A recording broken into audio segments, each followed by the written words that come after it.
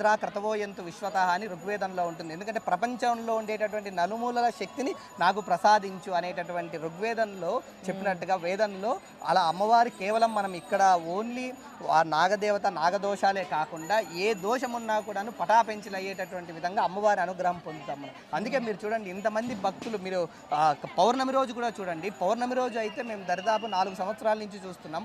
ఈ పౌర్ణమికి వచ్చినటువంటి భక్తులు నెక్స్ట్ పౌర్ణమికి రారు.